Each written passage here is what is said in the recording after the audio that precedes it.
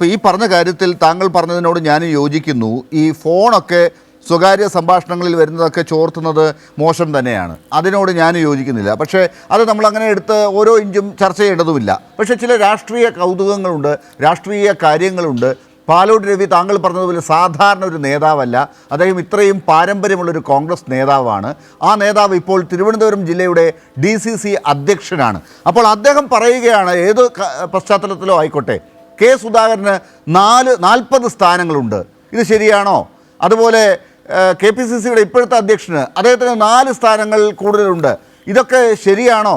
ഇതൊക്കെ എവിടെ ചെന്ന് എത്തിക്കും കാര്യങ്ങളെ എന്ന് പറയുമ്പോൾ അതൊരു പ്രാദേശിക വിഷയമല്ല, അദ്ദേഹത്തിൻ്റെ മനസ്സിലുള്ള ഒരു കാര്യമാണ് പുറത്തേക്ക് വരുന്നത്.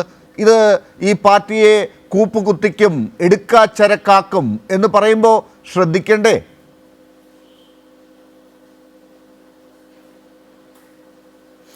നോക്കൂ ലാലെ, ഏത് രാഷ്ട്രീയ നേതാക്കളാണെങ്കിലും ഒന്നിലധികം സ്ഥാനങ്ങൾ വഹിക്കും.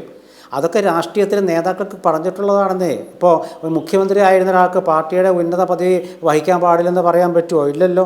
അതൊക്കെ വഹിക്കും. അതൊന്നും അല്ല ചർച്ച. അതല്ല ചർച്ച. ലാലിൻ്റെ വിഷയം എന്താ വെച്ചാൽ തുടർ ഭരണമാണോ? തുടർ ഭരണമാണ് എന്ന് നിങ്ങൾക്ക് തോന്നുന്നത് പാലോട് രവിയുടെ ഒരു പ്രസ്താവനയിൽ പിടിച്ചിട്ടാണെങ്കിൽ എനിക്ക് തോന്നുന്നില്ല എൻ്റെ ബഹുമാന്യ സുഹൃത്ത് സമ്പത്ത് പോലും അത് വിശ്വസിക്കുമെന്ന്. ഇവിടെ ലാൽകുമാർ അദ്ദേഹം ഒരു കമ്മ്യൂണിസ്റ്റ് സഹയാത്രികനാണല്ലോ, ഞാൻ അങ്ങനെ കരുതുന്നത്. അദ്ദേഹവും വിശ്വസിക്കുന്നുണ്ടാവില്ല.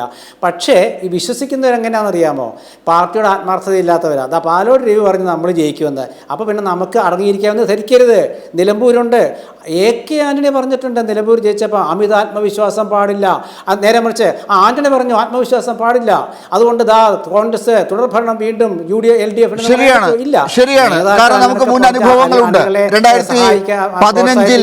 2015 അരുവിക്കര ജയിച്ചു, 2016 ഇടതു ഭരണം വന്നു, 2020 അരൂരിൽ UDF ജയിച്ചു, 2021 ഇടതു ഭരണം വന്നു, ഇപ്പോൾ നിലമ്പൂരിൽ 2023 വിജയിച്ചു.